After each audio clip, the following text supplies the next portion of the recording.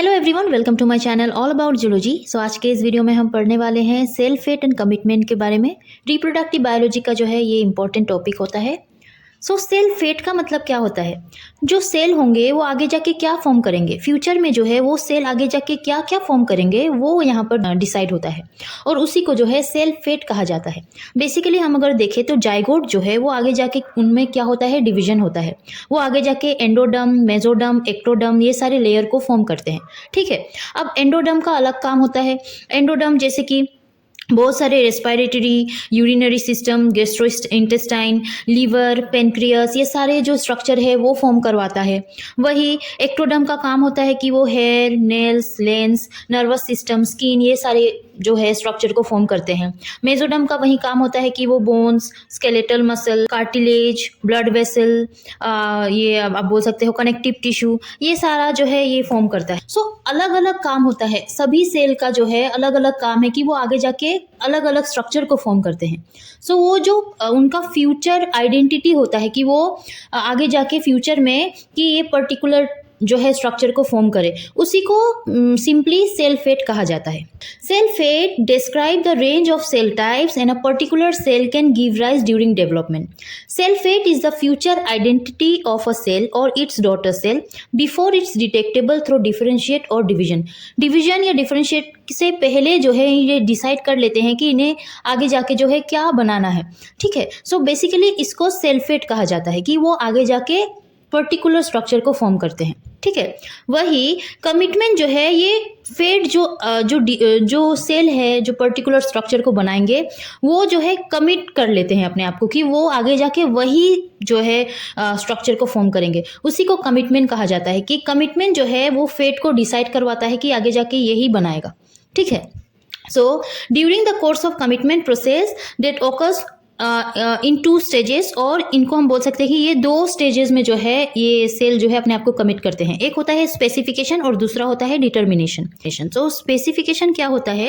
In the specification stage commitment to a cell identity is still labile और not fixed. यहाँ पर जो है सेल का जो आइडेंटिटी है कि वो ये स्ट्रक्चर बनाएगा, ठीक है, वो जो है लेबाइल होता है, मतलब वो फिक्स्ड नहीं होता है, वो ऑल्टर हो सकता है आगे जाके। उनमें जो है अगर पकड़ लीजिए कि वो जैसे कि स्किन बनाएगा, ठीक है, सो आगे जाके उसको ऑल्टर भी कर सकता है। वो फिक्स्ड नहीं है कि वो आगे जाके स्किन ही बनाएगा, किसी भी सिचुएशन में जो है वो स्किन ही बनाएगा, बट ऐसा नहीं है इस केस में। स्पेसिफिकेशन के केस में वो सेल ऑल्टर भी हो सकता है। किस तरीके से ऑल्टर होगा वो हम आगे देखेंगे।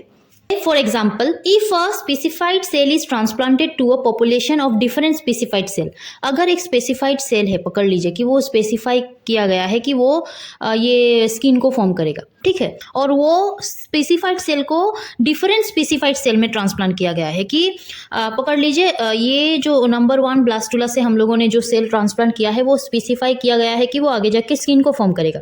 वही दूसरी तरफ दूसरा ब्लास्टुला जो है वो स्पेसिफाई किया गया है कि वो आगे जाके स्किन को नहीं फॉर्म करेगा, कुछ और स्ट्रक्चर को फॉर्म करेगा, ऐसा आप मान सकते हो। तो वो ट्रांसप्लांटेड जो सेल है वो ऑल्टर हो जाएगा क्योंकि वो ब्लास्टुला 1 से ब्लास्टुला 2 में ट्रांसप्लांट किया गया है। ब्लास्टुला 2 में जो है वो स्किन फॉर्म नहीं भी कर सकता है, वो किसी और स्ट्रक्चर को फॉर्म कर सकता है, बट वो ब्लास्टुला 1 में होता तो उसको स्पेसिफाई किया गया था कि वो स्किन को फॉर्म करे। अभी उनको ट्रांसप्लांट किया गया है ब्लास्टुला 2 में। सो ब्लास्टुला 2 में जो है अदर सेल के इंटरेक्शन से वो और अपने आप को जो है ऑल्टर भी कर सकता है। वो वहाँ पर जो है स्किन फॉर्म नहीं करेगा, वो दूसरा कुछ स्ट्रक्चर फॉर्म करेगा। मतलब क्या हुआ कि वो एक जगह में स्पेसिफाइड था नंबर 1 ब्लास्टुला में, वो किसी भी तरीके से जो है वो स्पेसिफाइड था कि वो स्किन बनाएगा, बट वो जैसे ही दूसरे सेल के कांटेक्ट में आ गया है और अपने आप को ऑल्टर कर लिया है, और जिससे वो क्या होगा कि स्किन फॉर्म ना करके दूसरा स्ट्रक्चर फॉर्म करेगा। सो इस तरीके से स्पेसिफिकेशन में जो है ये फिक्स्ड नहीं होता कि वो आगे जाके यही फॉर्म करे।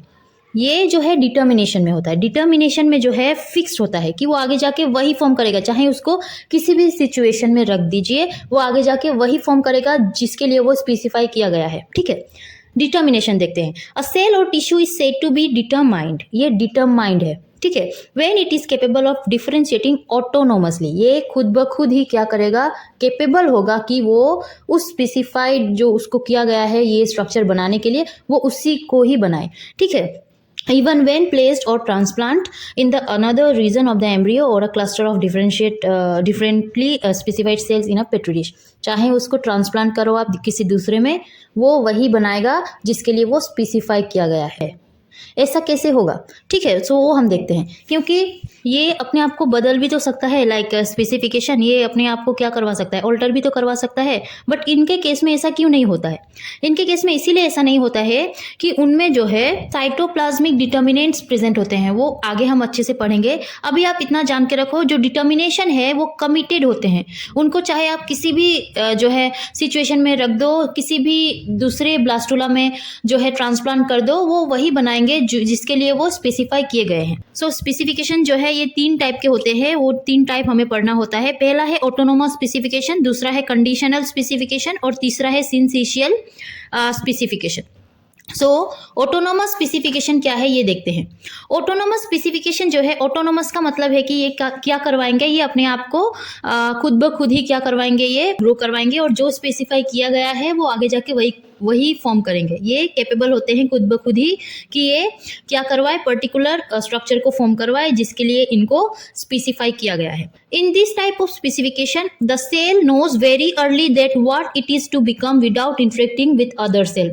ये दूसरे सेल के इंटरेक्शन में नहीं आते हैं, इनको पता है कि इनको क्या बनाना है, वो आगे जाके वही बनाते हैं, ठीक है। और अर्ली डेवलपमेंट में जो है इनको स्पेसिफाई करवा दिया जाता है कि ये तुम आगे जाके यही बनाना, ठीक है। और ये सेल के दूसरे सेल के इंटरेक्शन में नहीं आते हैं। In this case if a particular blastomere is remove from an early embryo development, then that isolated blastomere will produce the same cell that it could have made if it were still part of that embryo। अगर किसी भी blastula से अगर इनको remove कर दिया जाए, किसी दूसरे के ब्लास्टुला में अगर इनको ट्रांसप्लांट करवा दिया जाए, तो उस दूसरे वाले ब्लास्टुला में जो है ये वही स्ट्रक्चर को फॉर्म करेंगे जो अगर ये फर्स्ट वाले में होते तो फॉर्म करते, ठीक है। और फर्स्ट वाले ब्लास्टुला में जहाँ से इनको ट्रांसप्लांट किया गया है उनमें जो है ये मिसिंग होंगे और आगे जाके वो स्ट्रक्चर नहीं बनेगा उस ब्लास्टुला में जो बनाते अगर वो प्रेजेंट होते।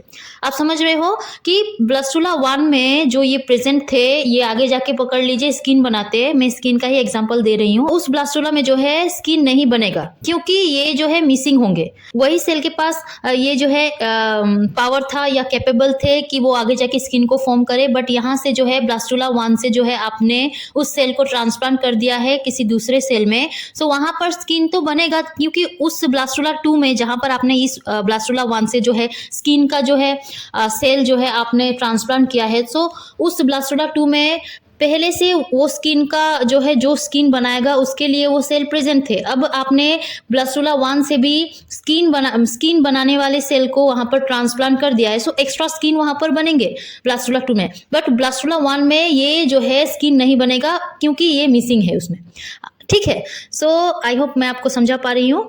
अब ये जो है किस तरीके से होता है पहले ही मैंने बताया है। यहाँ पर जो है साइटोप्लाज्मिक डिटर्मिनेंट्स प्रेजेंट होते हैं। साइटोप्लाज्मिक डिटर्मिनेंट्स का मतलब है कि साइटोप्लाज्म में जो है प्रोटीन या mRNA या ऐसे ऑर्गेनिल्स क्या करेंगे कि आगे जाके डिसाइडेड होते हैं कि वो आगे जाके इस प्रोटीन का फॉर्मेशन करवाएंगे, इस स्ट्रक्चर का फॉर्मेशन करवाएंगे, ठीक है। सो इसीलिए जो है साइटोप्लाज्मिक डिटर्मिनेंट्स प्रेजेंट होते हैं, उसमें ये डिसाइडेड होता है, इसीलिए वो ऑटोनोमस सेल जो है आगे जाके वही फॉर्म करता है। इसीलिए वो दूसरे सेल के कांटेक्ट में नहीं आता है क्योंकि उनके पास ये प्रोटीन या mRNA प्रेजेंट होता है जो उस सेल के लिए रिस्पॉन्सिबल होता है, उस स्ट्रक्चर के लिए रिस्पॉन्सिबल होता है, ठीक है। सो आप उस सेल को कहीं भी डाल दो, कहीं भी ट्रांसप्लांट कर दो, वो वही बनाएगा जिसके लिए वो स्पेसिफाई किया गया था, जिसके लिए वो रिस्पॉन्सिबल था। सो इसका एक एग्जांपल देखते हैं। ट्यूनिकेट में ये जो है मोस्टली ऑटोनोमस सेल पाए जाते हैं। ये ऑटोनोमस स्पेसिफिकेशन देखा जाता है, जैसे कि यहाँ पर क्या है, autonomous specification in the early tunicate embryo when the 4 blastomere pair of the 8 cell embryo are dissociated each form structure that it would have form if it had remained in the embryo. यहाँ पर कहा गया है कि 8 cell embryo से जो है 4 blastomere के पेयर को डिसोसिएट किया गया है, ठीक है। यहाँ पर इस तरीके से जो है ब्लास्टोमेयर प्रेजेंट है। यहाँ पर A 4.2, B 4.2 ऊपर का जो है, यहाँ पर नीचे का जो है कैपिटल A 4.1 और कैपिटल B 4.1। ठीक है। सो स्मॉल ए 4.2 का काम है कि ये एक्टोडर्म बनाए और नर्वस सिस्टम बनाए। वही स्मॉल बी 4.2 का काम है कि ये एक्टोडर्म बनाए। सो यहाँ पर आपने जब ये दोनों को अलग किया तो ये आगे जाके एक्टोडर्म और एक्टोडर्म ही बनाएगा। ऊपर वाले का काम था कि ये एक्टोडर्म बनाए। सो इनका जो है आप अलग करके इनको ट्रांसप्लांट करोगे अलग ब्लास्टुला में या अलग कहीं पेट्री डिश में। सो ये आगे जाके एक्टोडर्म ही बनाएंगे, क्योंकि इनमें जो है साइटोप्लाज्मिक डिटर्मिनेंट्स प्रेजेंट है कि वो आगे जाके एक्टोडर्म ही बनाएंगे। ठीक है। वही ये नीचे वाले जो 4.1 आप देख रहे हो, कैपिटल ए कैपिटल बी, इनको भी अगर आप अलग कर दोगे पेट्री डिश में तो ये जो बनाने के लिए कैपेबल थे, जैसे कि ये जो है कैपिटल ए 4.1 नोटोकोड बनाता और एंडोडर्म बनाता, ये आगे जाके नोटोकोड और एंडोडर्म ही बनाएंगे। वही कैपिटल बी 4.1 जो है ये मसल मेजेनकाइम एंडोडर्म बनाते, वो भी आगे जाके मसल मेजेनकाइम एंडोडर्म ही बनाएंगे। सो इनको जो है आप कहीं भी रख लो, ये वही बनाएंगे जिनके लिए ये स्पेसिफाई किए गए हैं। ठीक। The embryo lacks those structure normally produced by the missing cell and isolated cell produce these structure away from the embryo। जैसे कि मैंने कहा था कि जो जिस एम्ब्रियो से आपने ये अलग किया है, इस ब्लास्टोमर को अलग किया है, वो ब्लास्टोमर जो है उस एम्ब्रियो के बाहर भी वही स्ट्रक्चर बनाएगा, लेकिन उस एम्ब्रियो में जो है ये ब्लास्टोमर मिसिंग है तो उस एम्ब्रियो में जो है ये स्ट्रक्चर नहीं बन पाएगा। सो उस एम्ब्रियो में ये स्ट्रक्चर मिसिंग होंगे, लेकिन आप अगर इनको बाहर पेट्री डिश में मतलब ग्रो करवाना चाहते हो तो ये वही स्ट्रक्चर बनाएंगे जो ये उस एम्ब्रियो में होते तो बनाते। वही कंडीशनल स्पेसिफिकेशन में थोड़ा अलग होता है। कंडीशनल स्पेसिफिकेशन में क्या होता है कि ये कांटेक्ट में आते हैं, दूसरे सेल के कांटेक्ट में आके ये अपना फेट जो है ये चेंज करते हैं। ठीक है। It is the process by which cells achieve their respective fates by interacting with other cells. ये दूसरे सेल के कांटेक्ट में आके अपना फेट जो है ये ऑल्टर करते हैं, चेंज करते हैं। This interaction can include cell to cell contact. यहाँ पर सेल टू सेल कॉन्टेक्ट होता है जिसको एक्स्ट्राक्राइन सिग्नलिंग कहा जाता है। वही ये पैराक्राइन सिग्नलिंग से भी होता है, जैसे कि उस सेल में जो है इस तरीके का सिग्नलिंग होता है कि वो ज़्यादा दूर तक अपना सिग्नल पास नहीं करते, वो लोकल एरिया में ही मतलब आसपास के किसी सेल में जो है अपना सिग्नल जो है ट्रांसफ़र करते हैं, जिससे उनमें क्या होता है इंटरेक्शन होता है और वो अपना फेट जो है आगे जाके ऑल्टर कर देते हैं, चेंज कर देते हैं। If cells from one region of a vertebrate blastula that have been fate made to give rise to dorsal tissue are transplanted to donor cell, it will change their fate and develop into ventral cell type। जैसे कि मैंने कहा था यहाँ पर एक tadpole का example है। यहाँ पर टेडपोल जो है इनका जो आप नॉर्मल डोर्सल सेल ये जो है आगे जाके डोर्सल जो है स्ट्रक्चर फॉर्म करेगा, डोर्सल सेल है ये डोर्सल सेल को हमने दूसरे टेडपोल के ब्लास्टुला में वेंट्रल साइड प्लेस किया है। ठीक है। सो यहाँ पर जो है इस ब्लास्टुला के डोर्सल सेल को दूसरे ब्लास्टुला के वेंट्रल साइड में हम लोगों ने जो है ट्रांसप्लांट करवा दिया है, जिससे क्या होगा ये ब्लास्टुला से जो टेडपोल आगे जाके बनेगा उसका जो इस डोर्सल सेल का जो सेल था वो आगे जाके इस तरफ बेली रीजन में जो है टिश्यू फॉर्म करेगा। वही नॉर्मल जो टेडपोल था ब्लास्टुला में वो नॉर्मल जब फॉर्म होता तो वो डोर्सल टिश्यू को फॉर्म करता, बट यहाँ पर आपने इस तरीके से जो है इस डोर्सल सेल को दूसरे ब्लास्टुला के वेंट्रल रीजन में जो है ट्रांसप्लांट किया है। सो इसी तरीके से जो है ये डोर्सल में ना बन के वेंट्रली ये जो है टिश्यू फॉर्म करेगा, ये नीचे की तरफ बेली के रीजन में जो है अपना टिश्यू को फॉर्म करेगा। ठीक है। तो इस तरीके से ये अपने आप को ऑल्टर करवा लेते हैं। ये कंडीशनल है कि ये अगर नॉर्मली ये फॉर्म होंगे तो ठीक है, नहीं तो आप अगर ट्रांसप्लांट करवा दो दूसरे सेल के इंटरेक्शन में अगर आप उनको रख दो तो ये अपने आप को चेंज कर लेंगे या अपना फेट चेंज कर लेंगे, ये कुछ और बना देंगे। ठीक है। अब सिनसीशियल स्पेसिफिकेशन क्या है, सिनसीशियल का मतलब क्या होता है, ये सबसे पहले हमें जानना होगा।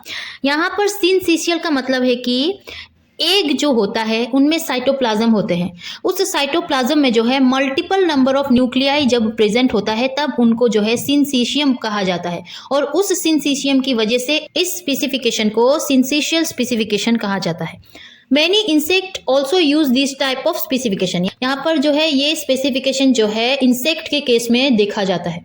Here interaction occurs not between cell but between part of one cell। यहाँ जो है सेल टू सेल इंटरेक्शन नहीं होता है। ऑटोनोमस स्पेसिफिकेशन में भी हम लोगों ने देखा था कि किसी और के ब्लास्टुला में आप अगर उस सेल को रख दो तो वो सेल टू सेल इंटरेक्शन नहीं करेगा, मतलब वो अपना जो है खुद का ही जो वो स्पेसिफाई जो किया गया है वही फॉर्म करेगा, मतलब वहाँ भी सेल टू सेल इंटरेक्शन का चांस था। यही कंडीशनल में भी क्या हुआ था कि वो सेल टू सेल इंटरेक्शन करते थे जिससे उनका फेट चेंज होता था। ठीक है, सो जितना भी हम लोगों ने अभी पढ़ा है सेल टू सेल इंटरेक्शन होता था, बट इस केस में सेल टू सेल इंटरेक्शन नहीं होता है, एक सेल के पार्ट्स में जो है ये क्या होता है कि इंटरेक्शन होता है। Syncytial specification is a cell commitment mode that occurs when nuclei interact with morphogen gradient. Morphogen का मतलब है ये सिग्नलिंग मॉलिक्यूल होते हैं जो हेल्प करते हैं सेल फेट को कंट्रोल करने में और टिश्यू ग्रोथ में। ठीक है, एम्ब्रियोनिक डेवलपमेंट में जो है ये सिग्नलिंग मॉलिक्यूल हेल्प करते हैं उस सेल फेट को कंट्रोल करने में और टिश्यू के ग्रोथ में। सो ये क्या होते हैं कि ये ऑकर होते हैं जब न्यूक्लियाई जो है इस मॉर्फोजेन ग्रेडियंट के साथ इंटरेक्ट करता है और साइटोप्लाज्म या सिंसीशियम को फॉर्म करता है उस सेल के बाउंड्री में। हम देखेंगे this type of specification is a hybrid of autonomous and conditional. ये ऑटोनोमस और कंडीशनल, इस केस में जो है दोनों स्पेसिफिकेशन को आप देखोगे, ऑटोनोमस भी और कंडीशनल भी। सो पहले हम इनका जो है एग्जाम्पल देखते हैं, उससे आप लोगों को समझ आएगा। सो जो कि हम जानते हैं सिंथेसियल स्पेसिफिकेशन जो है ये बेसिकली इंसेक्ट में होता है। सो हम एज एन एग्जांपल ड्रोसोफिला को देखते हैं। ड्रोसोफिला के मेच्योर एग में जो है इस तरीके से मेच्योर एग है, उनमें जो है ये माइक्रोपाइल जहाँ से स्पर्म एंट्री करेंगे, यहाँ पर जो है बाइकोइड एमआरएनए और यहाँ पर जो है नेनोज एमआरएनए प्रेजेंट होता है और यहाँ पर न्यूक्लियस। सो इस केस में जो है फर्टिलाइजेशन के टाइम में न्यूक्लियर डिवीजन होता है।